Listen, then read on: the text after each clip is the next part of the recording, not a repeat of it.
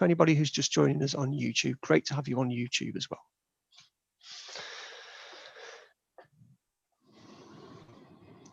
Let's give it another couple of minutes yet for people to join us.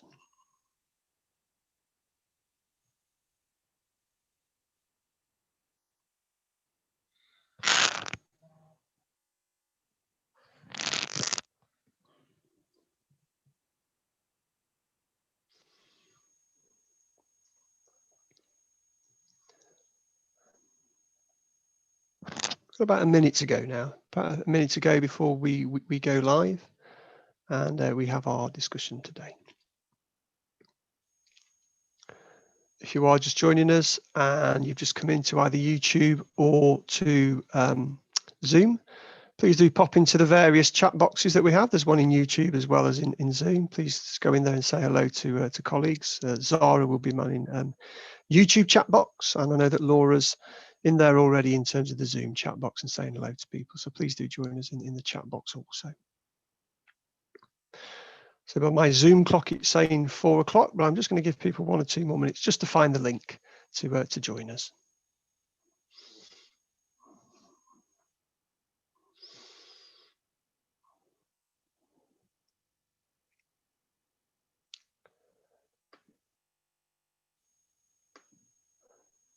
So everybody, I think it's probably time now to get our session underway. Welcome to those of you that have joined us today, whether it be it either through the Zoom channel or through YouTube Live. It's really good to have you with us. This is the third in a series of webinars where we're looking at financial health and well-being. And today's session is all about mastering your money and creating healthy habits. And we've got a great hour lined up for you today.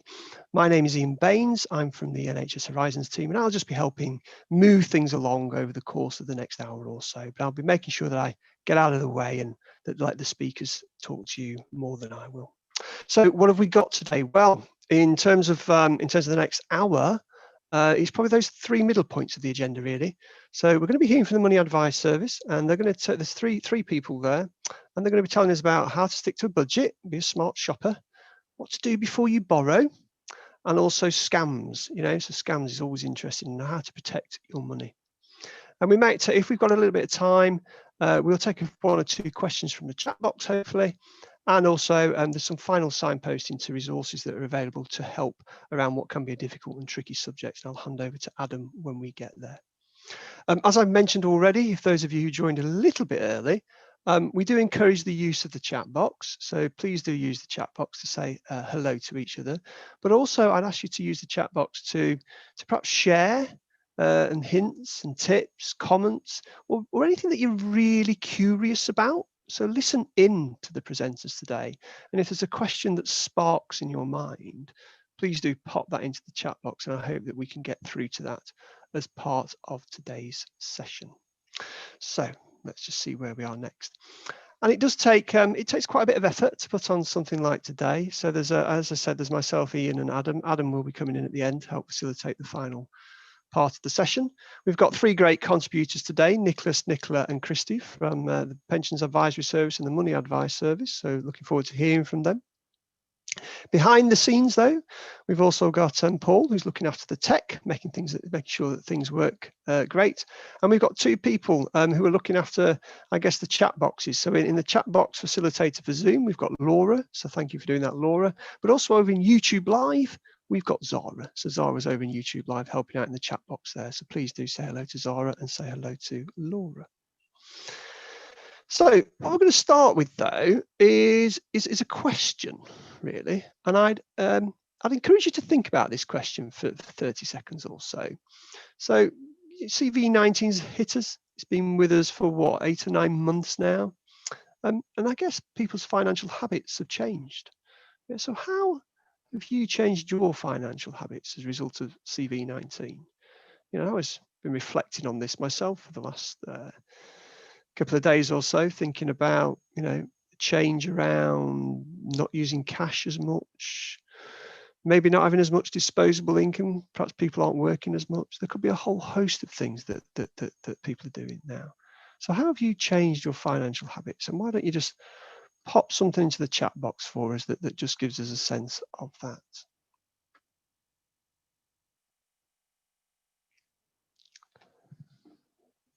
So I'm just going to give it 20 or 30 seconds to see if that'll come up.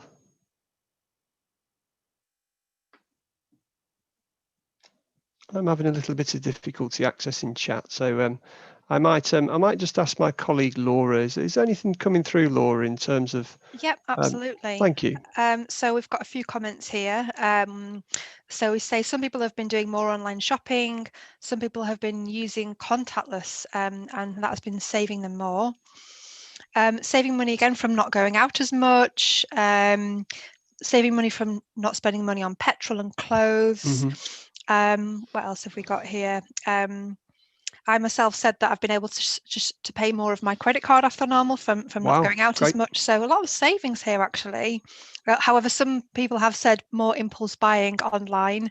I guess there's a lot more free time at home for these things to happen. So yeah, moving to online shopping.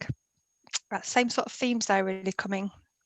Thank you, Laura. Okay, so there's I guess a combination of people finding ways of saving money, but also perhaps that temptation maybe just to spend that little bit more on online shopping. Yeah, thank you. Okay, so going to move us on now to our first speaker. So we're going to hear from Nicholas now. So Nicholas is going to talk to us a little bit around sticking to a budget and being a smart shopper. So Nicholas, I'm going to hand over to you now. Just say next slide whenever you want me to move it on. Nicholas. Thank you. So budgeting means spending less than you have coming in. It means making sure you're spending money on things that are important to you. And it can help give you that peace of mind and help you save up for those unexpected costs. So it's really pleasing to hear that some people listening in today have reduced their outgoings and actually starting to put more money potentially into savings, because that's going to really stand you in good stead as you get those unexpected costs like a boiler breakdown or a car breakdown. But if you've not done a budget in a while, it's well worth doing. Even if you've got to find yourself having a little bit more, spending a little bit less, and you can use the free budget planner tool on the Money Advice Service website. It's going to help you look at incomings and outgoings and work out if you can cut back anywhere. Now, for some of the people listening, you might have actually know somebody in your household where it's gone the other way, and maybe the bills have gone completely out of control. And we know people struggle with debt for over a year, i.e. they're at the till, they're worried if they're going to have enough money in their bank account to pay for the item, or they're having sleepless nights about money. If this is happening to you, use our free debt advice locator tool. The people you'll speak to or chat to online won't judge, and they're going to help you do a budget. But for those advanced level budgeters on the call, of which I know we've definitely got a few, you can actually go beyond this. You can start listing out those upcoming costs which are going to occur over the next few years, whether that be a boiler breakdown, replacing the phone, maybe even replacing a roof. You can put them out and an estimate of them out. You can do a quick little bit of research online to find that estimate, put the date, and you can see if there are any bottlenecks in terms of your outgoings which could come up. And this can help you save for the future, setting a savings goal. Next slide.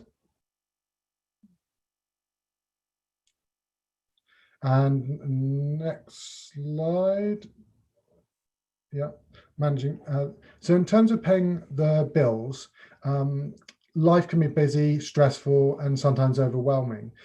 So juggling childcare, or maybe it's helping family, or maybe just having a bad day at work. So it's important to find a way that is going to look after you on the good days and the bad days in terms of making sure you're paying your bills on time.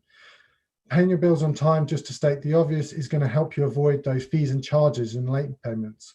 But it's also going to help you build up a good credit score, which is going to ultimately help you access credit when you need it at the best possible rate. But the first step is to make sure your budget balances. And if it doesn't balance, go and do the budget planner on the Money Advice Service website. But assuming that it does, here are some of my tips and tricks. Firstly, try and move all your bills to the day after payday. This means that you know that your essential bills are paid the day after you get paid, and then you can be a bit more relaxed about the other money in terms of spending it. Next, set up automatic payments where you can, direct debit, standing orders. This gives you peace of mind and you don't have to rely on yourself to remember to pay the bills. But some people can be nervous about setting up standing orders or direct debits because maybe you have a fluctuating income, or you're nervous over the service you're going to receive. If you don't have an automatic system, set up a reminder system. Maybe it's a digital calendar, or it's a diary you check each day. But remember, that system has to work for you on those bad days we all have occasionally. So it might be that you mitigate that by start paying those bills a week ahead, to at least give you a few days in case it's not going so well. Now, it's important to try and separate your spending money from your bills money. So some people do this by, within one bank account, setting up multiple bank accounts with the same bank and allocating one account, for example, to essential bills. But some people do it in forms of physical envelopes, and they put the right amount of cash for the right item. And this is kind of a jam jarring method. Certainly when I was younger, I paid my essential bills, and the cash I had for the week in terms of spending money could go in my wallet, and once it was gone, it was gone. Next, it's really important to regularly review your bills, which I'm sure some of you already do. But the advantage of this, what you're looking for is there something I'm paying for actually I'm not using anymore? Can I cancel it? And when did you last switch that service? Can you actually get it at a cheaper rate? Now, if you have a shared account, or maybe shared bill because you live in a rented accommodation, then potentially you're financially linked. You are going to be linked to somebody if you've got a shared account, or you're both named on a particular bill, and therefore how good at they are at paying those bills is really important. So it's really critical to have that conversation with your partner or whoever you're financially linked to make sure that you're managing it well. What we see a lot in terms of relationships is one person might be a spender, one person might be a saver. If that's the case, are there any systems you can put in place to mitigate the impact of the spender versus the saver? But having that conversation can save you a lot of pain later down the line.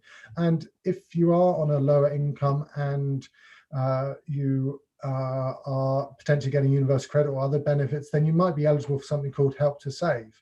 And this is a government scheme which will help boost your savings. So for every pound you put in, they're going to put 50p in, which is way better than any interest rate you're going to find in the market. But the critical point here is saving regularly. It's important to save regularly, just as you pay off your bills each month. So potentially set up a direct debit or a standing order to put money into saving each month. So it's a bit like prepaying those bills. So when that bill comes up, which you weren't expecting, you've got the money set aside. But there's many things which can throw paying bills on time out of kilter. Maybe your partner or somebody who relies on you has a gambling problem, or maybe you're in a very sad situation of suffering financial abuse, or maybe you go through periods of manic spending. Whatever it is, there is free help available. You can go onto the Money Advice Service website, and we've got specialist pages for each of those scenarios, and it will signpost you to the best organization who can help you with that. The key thing is, don't struggle, and there is free help available. But if you are struggling to pay your bills, get in touch with a creditor as soon as possible and get free debt help. Next slide. Next slide. Yeah, there we go. Perfect. Now, in terms of shopping tips, I am sure lots of you have got way more than I'm going to be able to say on this brief call. So add your best smart shopping tips onto the web chat as we go through this. But here are a few from my side. So one of my favorite sites is Money Saving Expert. And if you go onto their site and sign up to the email address, they're going to send you weekly emails in terms of ways that you can save money on your regular bills. But there's a number of different organizations out there which are able to help you do that. But in terms of the key tips, particularly for time poor people, it's important to prioritize that shopping around, because it can be quite time consuming. So if you've done your budget, that's a chance for you to look at where the money is going out and focus on the larger sums first. So for you, maybe you're spending a big bulk of your money on food. So there's lots of tips and tricks you can do just within the food element. So here's two, for example. You could try blind tasting with family for using cheaper branded products. That can be a bit of fun, and also potentially save you money. You might even prefer the cheaper brands. Another little trick we try and do at home is moving the older food to the front of the fridge or the cupboard and putting the new food to the back, reducing the chance of food going off. Now, I think somebody mentioned in the chat that they've been impulse buying a bit more. Now, there are various tricks around trying to avoid impulse purchase. So if you're going into stores, the trick I like is if I decided to buy something, I'll walk away and I know I can come back to it later to purchase. And you never know, you might forget about that item and decide actually it wasn't that critical. But with COVID, people are buying more online than before. So you can use price comparison websites like UK Camel and Idealio. And what this does, it allows you to see how the prices change over time. So you can then say, I'm willing to pay this, let me know when the price drops to that level. So UK Camel tracks all Amazon purchases, and Idealio looks at a variety of high street stores. But also this can be quite handy in terms of putting off that impulse purchase, because it's another reason to delay your purchase. One of the tricks I'm trying at the moment with my Amazon purchase is to put it in the shopping basket, but I'm not allowed to purchase it on the same day, which means when I come back to it a few days later, or maybe in the next day, suddenly the urge to purchase that item might have dropped off, and therefore you end up deleting it from your basket, and that can save you quite a lot of money. Now, in terms of comparison sites, I've got some general rules. First of all, if you can find the time, don't use just one single comparison site. They've all got different features and some cover different segments of the market. So using more than one will increase the chance that you find the best product to suit your needs.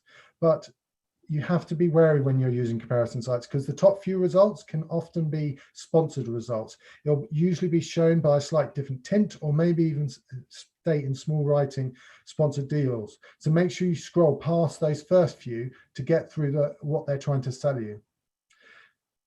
Next, this applies to online and offline, but make sure you're buying product that fits your needs. One of the tricks I like to do, particularly this is for more major purchases like a bicycle or a car, is write out the key features you're looking for before somebody starts trying to sell to you. That means when you're in a sales situation, you can refer back to it.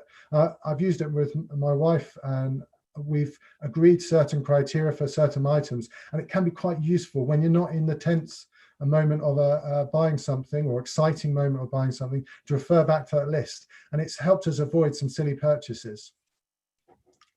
Also be careful about special offers. Ultimately, they're trying to sell to you, and they're doing those special offers because they expect to make more money than they would otherwise.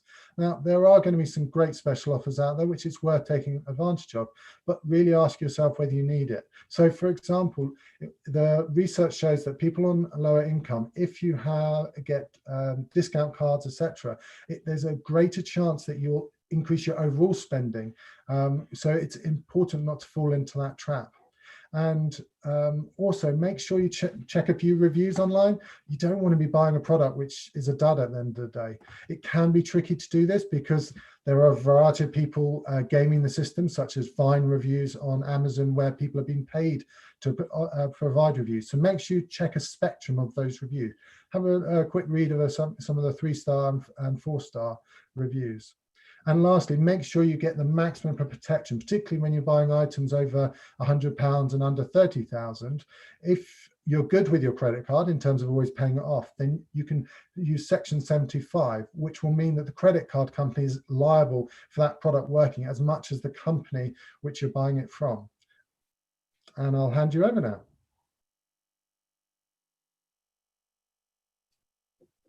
So I think we've now going to hand over to Christy and Nicholas Soso. So Christy, would you like to take the floor, please? Yes, indeed. Thank you very much, Ian. Thanks, Nick. If you can move on to the next slide.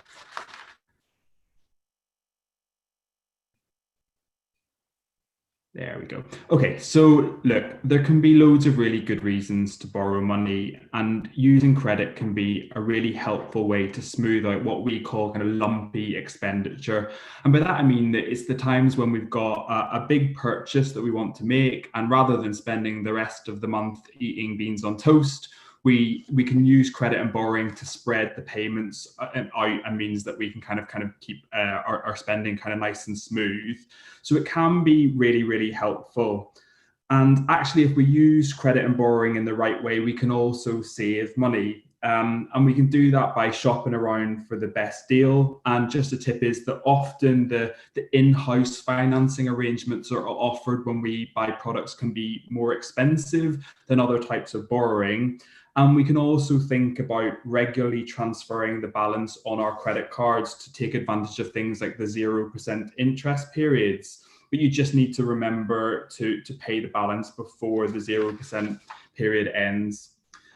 But sometimes there are signs that we're borrowing money and using credit in a way that isn't good for us or for our finances. Now, we've all been in the situation where there's more month than the money, or the car breaks down. And using credit in times like this, it's not ideal, but it's when this is happening month on month and the amount that you owe is mounting up that you need to take some action, because it's a real sign that you're entering into possible financial difficulties. So one thing you can do is you can speak to your creditors, to the people that you owe money to, and ask if there's ways that you can restructure your payments, or ask for a payment holiday.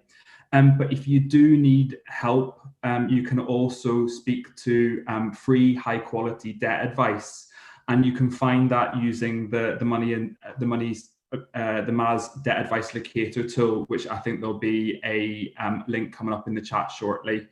So as I say, it's not always a bad thing to be using credit and borrowing, but there are signs that if you're using it month on month to kind of pay for essential expenditure and the bills are mounting, that you need to take action. Can we move to the next slide, please? Now, I hope that you all received a note prior to the webinar that you have a pen and paper ready for the maths test part of the presentation. We are going to use the equation on the left of the screen to work out the APR and cost of borrowing £1,000. Okay, I'm just kidding.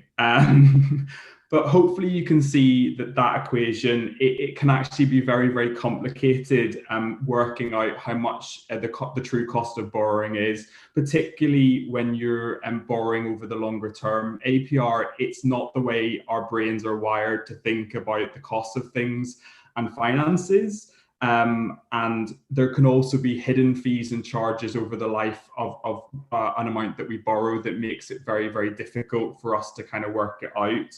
And actually, one of the reasons that some of the payday lenders have been so successful in their business is that they simply show how much you're going to repay on an amount that you borrow. But actually, what that does is really hides the costs of that amount. So the APR rate on that can actually be extremely high. There are some real tips there in the box, but I would also then say that, actually don't try and work this out yourself. You can go to the Money Advice Service. Again, we've got a loan calculator tool that you can put in the amount that you're going to borrow and some other information, and it will give you an indication of the costs of what you're going to borrow, so you can work out whether that feels reasonable and then that you can afford the repayments. And that's my tips. I will pass on.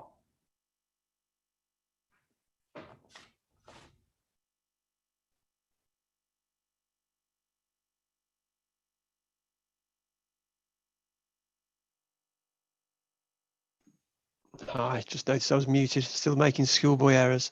So now we're going to move on to a poll. Yeah, and that poll is quite a simple poll, really. We just want to know, before we move on to the next section, is have you ever checked your credit rating? And it's just a simple yes or no.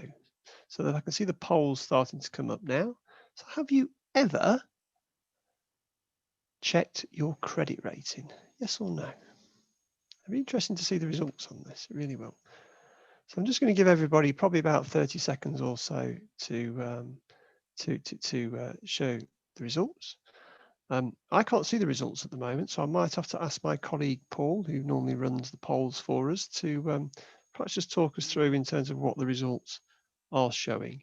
If you're on YouTube and you're not able to obviously participate in the Zoom poll, please just pop it into the chat box if you want to. Just let us know if you've ever checked your credit score. And actually the poll's just come up for me now, so that's great. Thank you, Paul. So I can see that actually 56% of people have check their credit rating. And 44% of us on the line today actually haven't. Well, that's interesting as well. So this is probably just over half of us have checked it. But actually, just under half haven't checked it. That's an interesting stat. And I'm going to now hand back to Christy and to Nicholas to talk us through a little bit more around credit scores and what that means. So, Christy and Nicholas. Thanks. So for the 44% who haven't yet checked the credit score, I'm going to try and sell it to you now, because I'm an absolute geek. I love checking my credit score. Now, most of us use credit in some form or other, whether it be a mobile contract, a car loan, a mortgage, or even insurance. And the reason why credit score matters is because any lender is trying to figure out whether you're a good bet or not. Just like if a friend asks to borrow money, you're trying to figure out whether you're going to get that money back or not. But the financial institution isn't just going to be looking at your credit report. They're going to be looking at additional information they can access as well, just as you would if you were about to lend money to somebody. Now, if they think you're a high risk, they might not offer you a product at all, or that they might offer you only the borrowing at a higher rate. So the number one thing you can do is check your credit report. The good news is that you can now do this for free online. A few years ago, all the three main agencies launched enabled you to access your credit report for free in totality, the whole thing. The three are MSE Credit Club, Credit Karma, and ClearScore. My personal favorite is MSE Credit Club, but Credit Karma is doing a pretty good job as well. So as a minimum, you want to be signing up to at least one of these, but it's worth noting that the results can vary depending on which one you're using, because they use slightly different source data. So for those super budgeters out there, it is actually well worth signing up to all three, just to make sure there isn't an error in your file. So in terms of tips to improve your credit score, the first thing to note is those credit clubs are going to give you an estimate of how likely you are to be able to access certain credit products.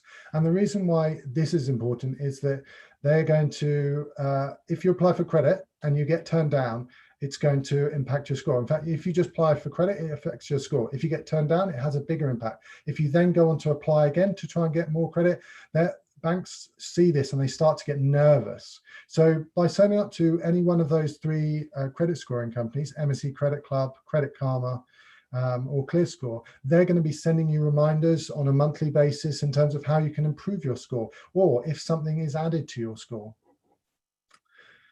Now, in terms of some top tips, if you want to improve your score, number one, make sure you're registered on the electoral roll. That's really easy and quick to do. You can do it online or by post.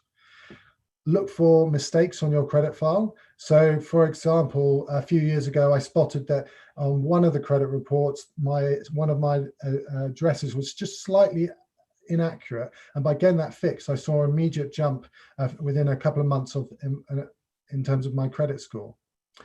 We were talking about it earlier, but paying those bills on time are really important.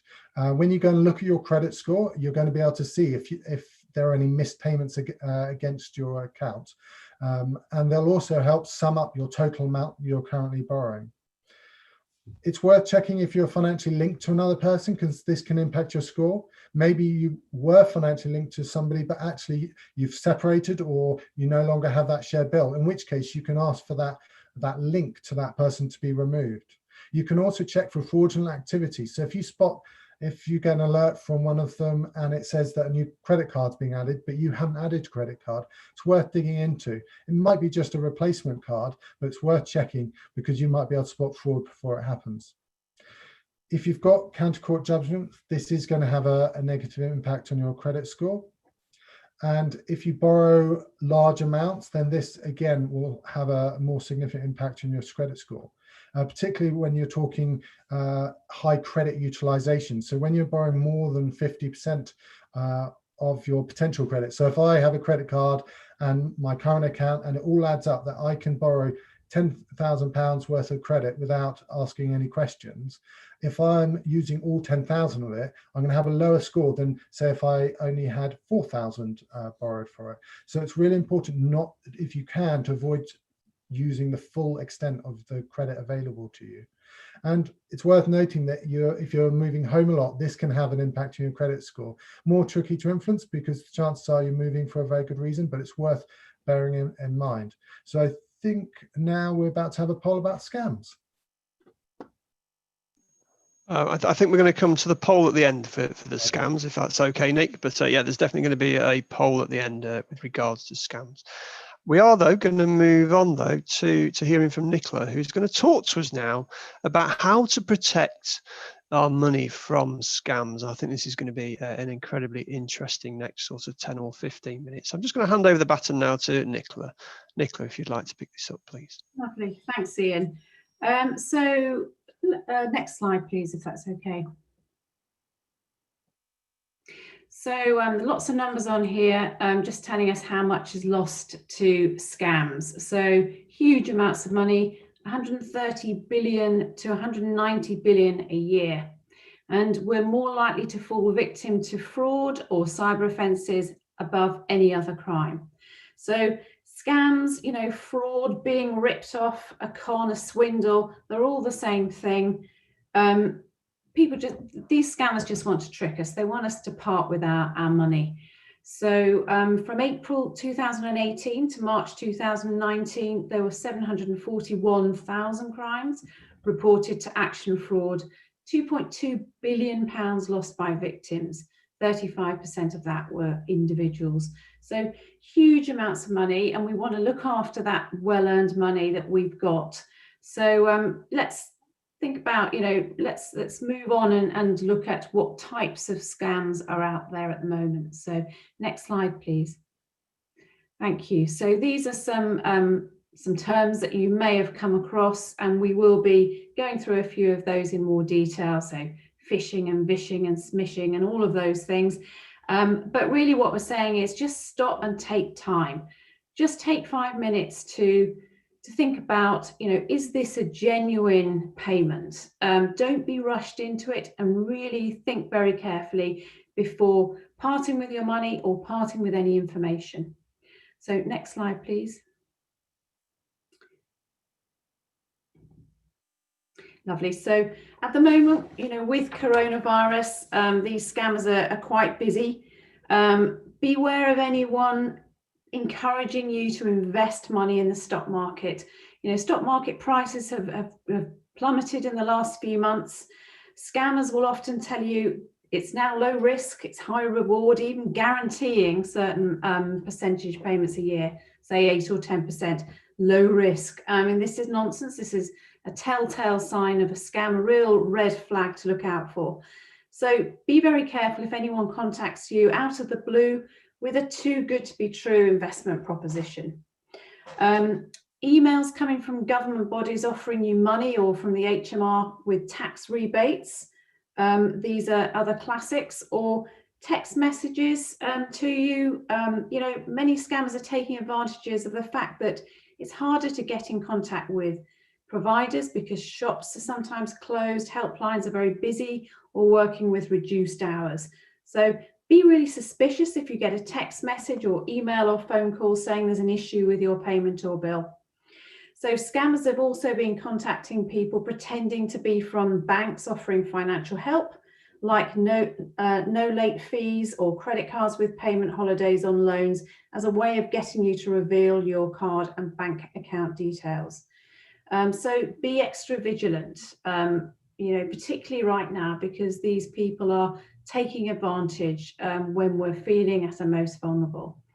Next slide, please. So let's talk a bit about phishing. This isn't the you know, the scaly things at the bottom of the sea or in the sea. Phishing is an email scam. So these emails, very tricky to spot, but they can look legitimate. You know, you may appear to get a legitimate or genuine message from your bank or HMRC or Apple or PayPal or Amazon. I've had them myself. You know, the message will encourage you to click on a link and log into your account, normally by telling you your account's been locked. And if you don't, you know, quickly get on and change it, you know, you'll be locked out. Or they may say there's a large transfer of money, or you're owed some form of refund. In reality, the link in the email will go to a fake website which will collect your information. Another version of this scam involves an email attachment, perhaps a coupon or a form that you need to fill in, which is in fact a computer virus. So how to spot it? Look at the email and look at how you're addressed. Now, scammers will use a general address like dear sir, dear madam, or dear customer. You know, these emails go out to thousands of people. They're blanket emails. So that's an easy way to spot it. A genuine email would have your actual name on it. The other thing you can check is that check how the email, who it's been sent from. So if you expand the pane at the top of the message and look at the email it was sent from. If it's a real message, it will come from a recognizable address. So for example, your bank may say no reply at whatever the bank is .com. Scammers won't be able to send emails from a real website or domain name. So the email address will be filled in with random letters or deliberate spelling mistakes. You know, and at a glance that may look genuine, but if you look hard, you'll see no reply at 123bank.com, or, you know, a deliberate missing of a spelling of a letter here and there. So be really vigilant, you know, check that. So never click on links on suspicious emails. If you think there's a legitimate issue, then go to the website directly and log in. In this way, you'll never get caught out by a fake website, okay? And some of these organizations also have an address that you can contact them to tell them that you've received a phishing email. And that would certainly apply to HMRC and also these organizations here. Next slide, please. So vishing. So this is a voice or a phone call scam. So it's scammers pretending to be from your bank or building society or even a government agency. And they'll be really putting you under pressure to get you to reveal your personal details or password. Okay, so how to spot it? It's really, you know, it's a feeling you'll get that this isn't actually right. You know, they're putting you under too much pressure. I think we all are becoming more aware of the fact that you don't give your password away over the telephone, but it can be quite difficult because these people are clever. You know, they don't have a swag bag on their back. They don't have, you know, scammer over their forehead. They don't sound like scammers necessarily. So just be very, very vigilant. Hang up. If you're in any doubt, always hang up. You know, it's not a problem. You're within your right just to do that. Call your bank direct if you do get one of these calls. You know, be very careful because scammers can actually hijack your phone line. So hang up and wait a few minutes before calling or use a different phone. Next slide, please. So advance fee fraud, this is another email scam and it's well known. So these people will ask to use your bank account to deposit large sums of money. You know, it's one of these things, if it looks too good to be true, it usually is. There's no such thing as a free lunch. You know, they offer to pay you a fee and you'll be asked for your bank account details and they'll be clearing out your account. You'll be getting no money. You know, they'll also claim an inheritance from a long lost relative. I know one of my relatives received one of these emails. You know, it does look very attractive. But again, it's one of these things that's too good to be true. Just ignore it. Next slide, please. Authorized push payment fraud. So this is, you know, where you actually authorize a payment from your bank account. So victims of push payment fraud typically lose about £3,000 each. And the goal of this scam is to get you to voluntarily send or authorize a payment direct to the scammers. And they do this by posing as a legitimate business, often by hijacking or intercepting your email account. So, you know, examples, buying a house, having building work done, or booking a holiday, where they're intercepting your account. How to spot it? Spotting a push payment fraud can be very difficult, as it normally occurs at the same time, when you're expecting to make a payment. But don't assume all emails are genuine. If they're large amounts of money, or even if it's small amounts of money, make sure you check that these emails are genuine. So check the company you expect to be paying. Contact them. Did they send you the email, and do those bank details match? If you do fall victim to this sort of fraud, new rules have been introduced by the FCA, which means you can now make a complaint to your bank and the bank receiving the payment. Most high street banks are signed up to this new code of practice, but you do have to be vigilant. And if you do online banking, you'll notice that you're often reminded to double check before you press that button to send that money. So, you are encouraged to just double check, take 5 minutes out, just check that this is a genuine payment. Next slide, please.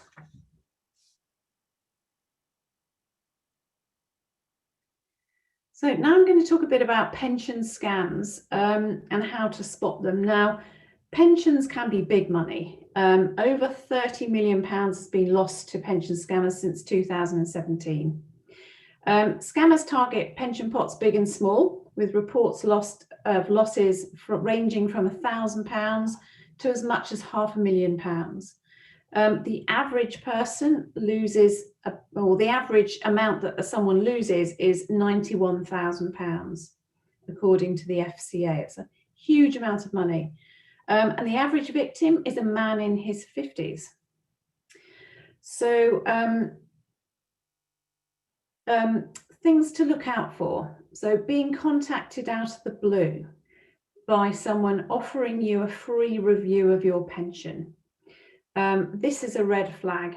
If you're contacted out of the blue, if it's not somebody that you've contacted yourself and given them the authority to phone you, it's a huge flag. Just put the phone down.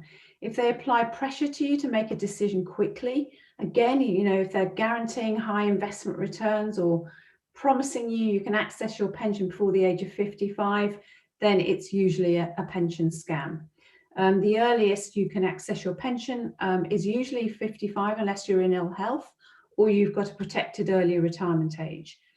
So, right now with pressures on finances, we are receiving calls from a lot of people asking if they can access their money before 55, or they've been contacted by someone offering to help them do this and give them an immediate payment.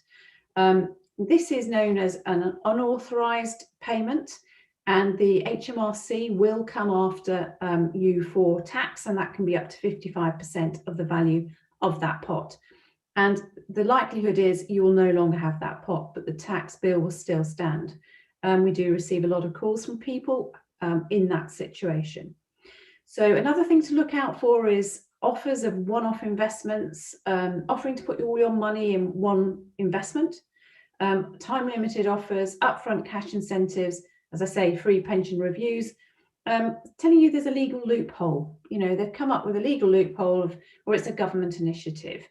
So do be very, very careful. If you go onto the internet and you're searching for financial advice, for example, or pension reviews, then again, be very careful, because these scammers, sometimes their websites will come up the list and maybe, some of the first ones that you actually can access. So if you are looking for genuine email website addresses, just double check you're clicking on the right address. Sometimes it's not always the first ones on those lists, okay? So do be very careful.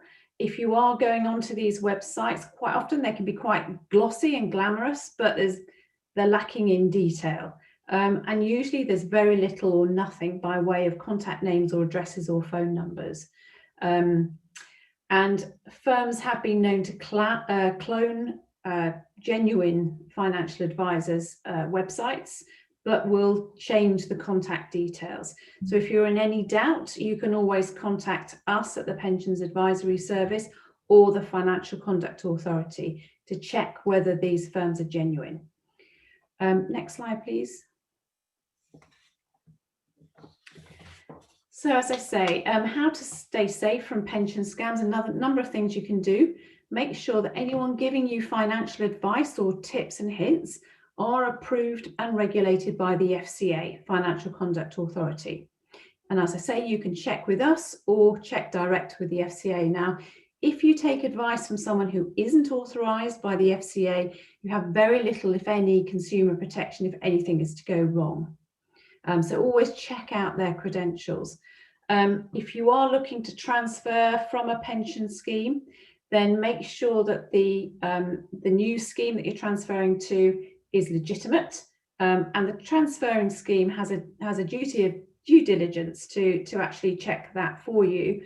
But at the moment, you also have a right to transfer, so it's a very fine balance that's being treaded. Never rush into making a decision with regard to your pensions, and don't proceed unless you're absolutely certain that your money will be safe, because once you've transferred it, it's too late.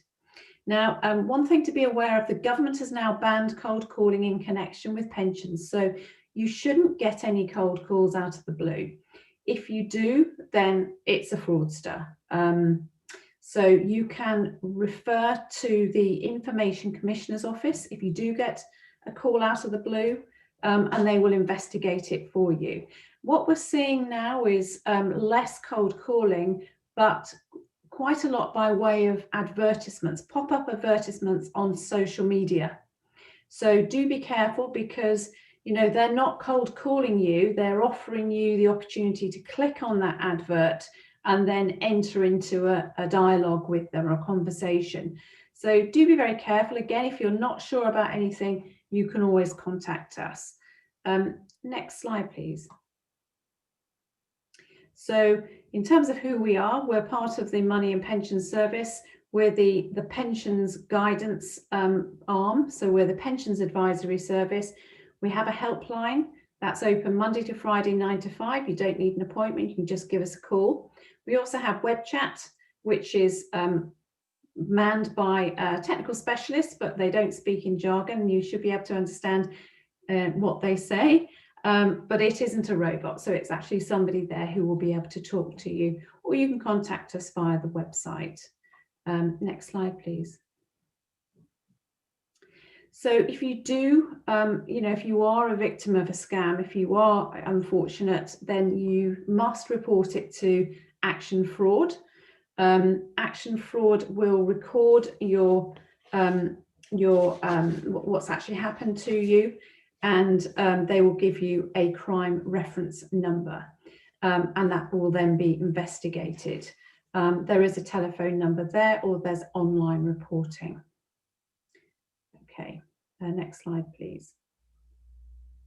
So to protect yourself against scammers, you've got hard-earned money there. It might be your pension money, it might be your savings.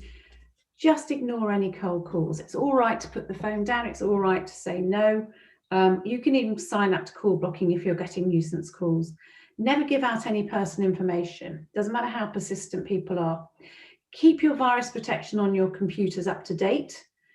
Use strong passwords. Don't try not to use the same on multiple accounts. I think, well, I'm certainly, not great on that, but just remind yourself to update them regularly. Don't make advance payments unless you're sure the company is legitimate. Avoid public Wi-Fi.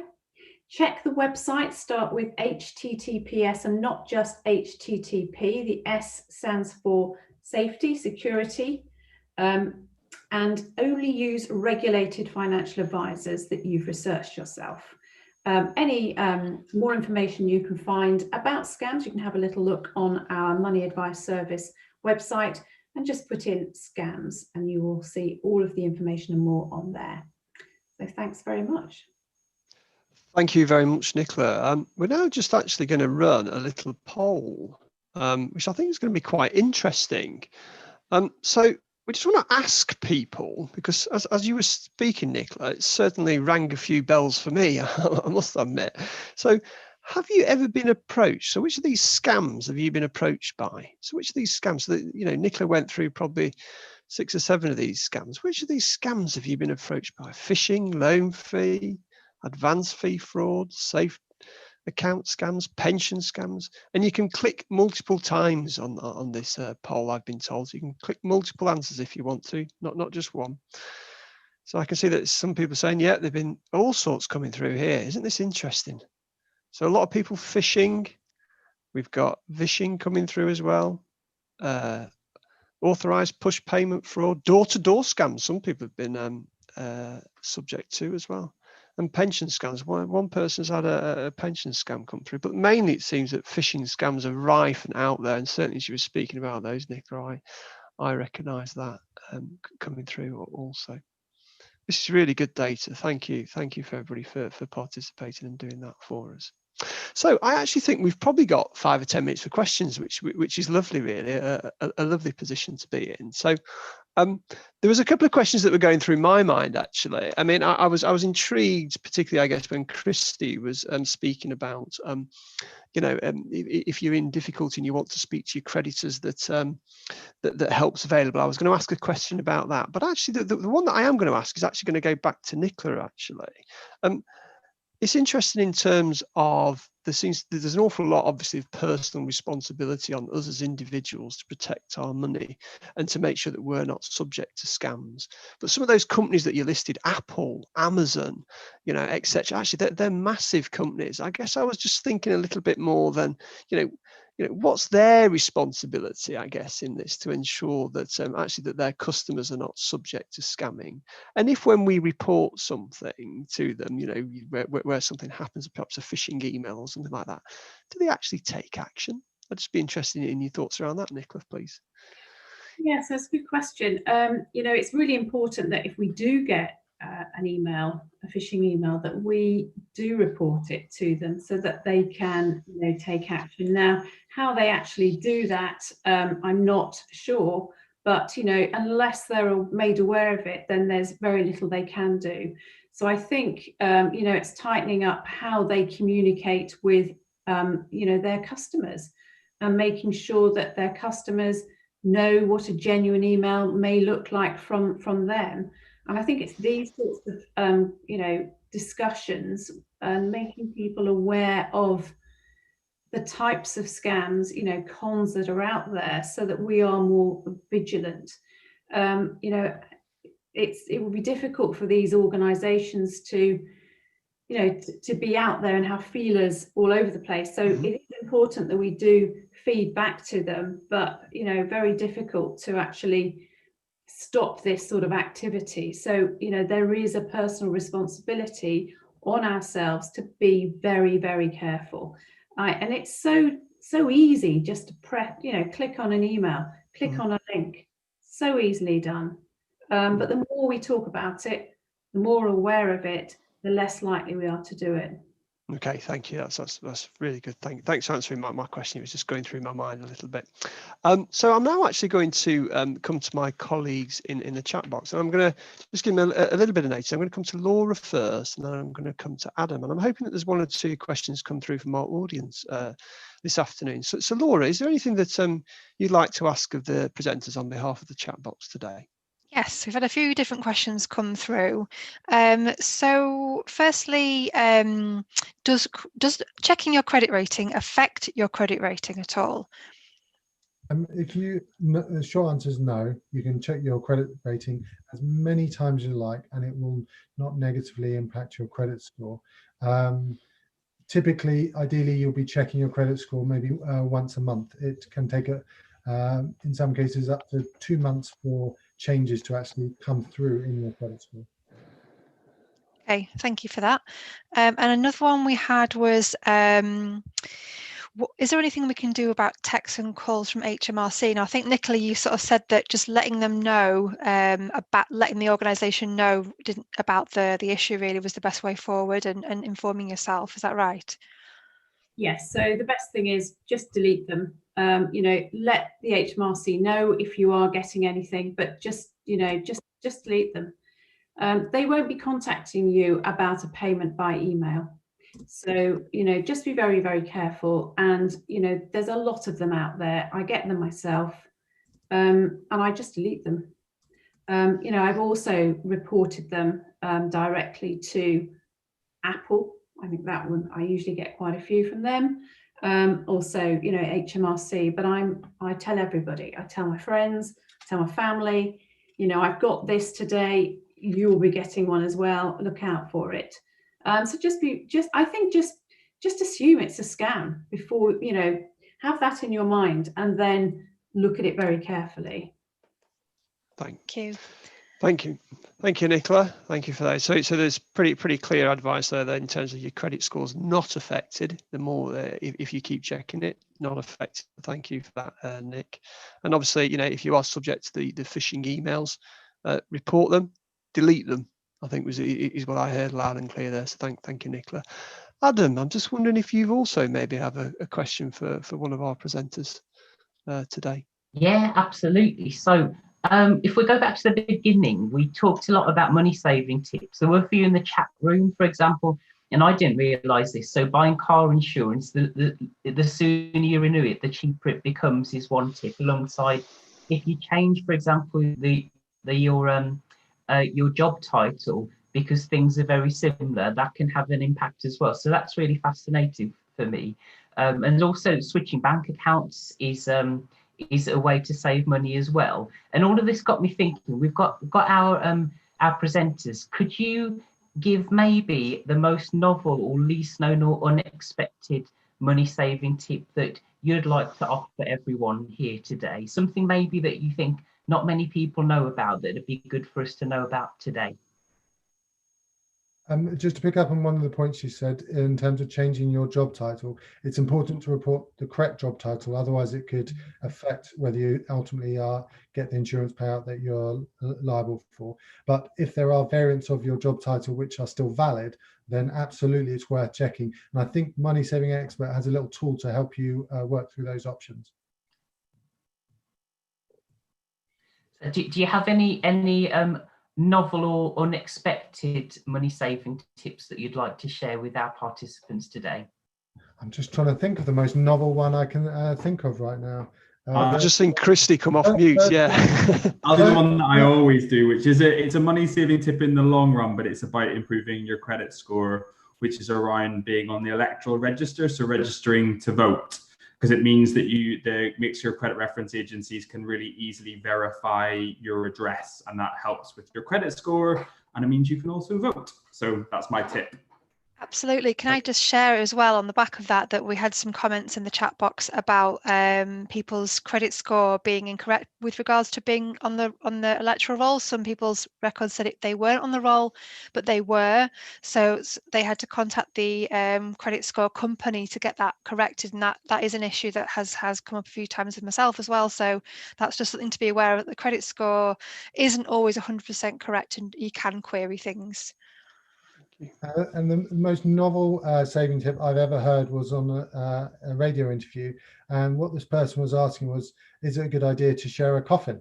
And he was going to share it with two of his other mates, and I credit them for their innovation in terms of thinking of ways to save money. But there might be a few flies in the ointment in attempting that. And I did point out that one of the ways to have a very low cost funeral is with a direct cremation. But the key thing here is, in terms of the type of funeral you might want, it's well worth talking about these things well in advance. Certainly with my family, we're very open about this type of thing.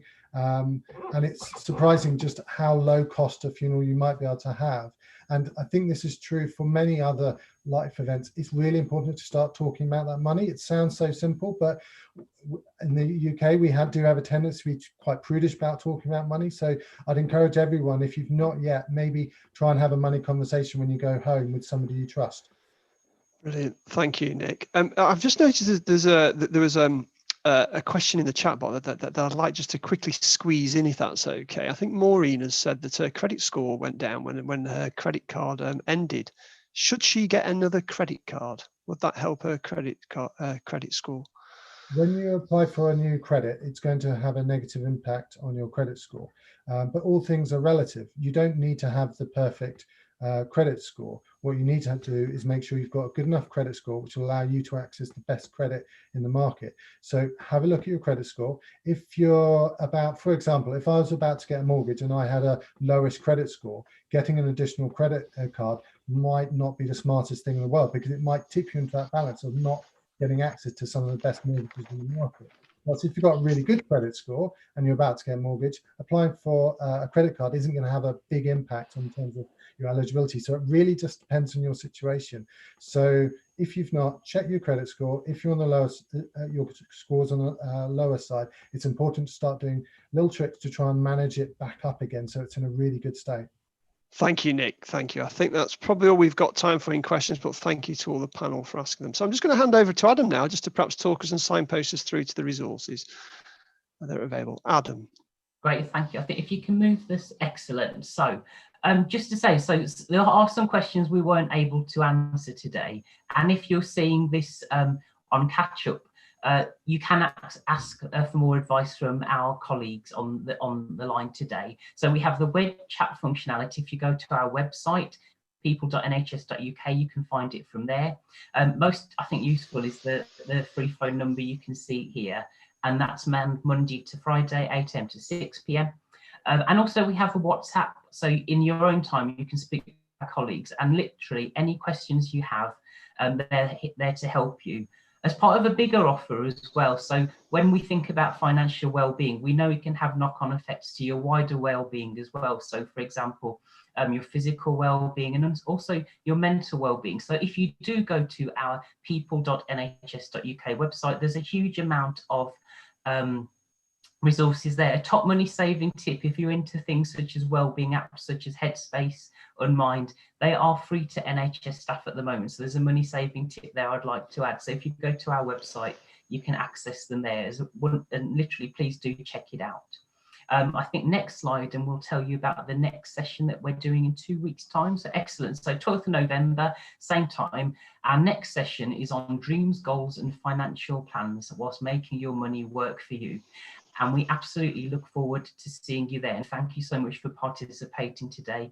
And thank you to all our speakers for your contributions. I know I've certainly learned a lot. Ian, any final words? No, just probably echo that in terms of thank you to all the presenters. Thank you for the questions that came through in chat. It's always nice to have some questions that we can put back to the presenters. So thank you for doing that as well. And I hope that people in Zoom and in YouTube took a lot from today's session. And thank you. We will see you in 2 weeks' time. Goodbye.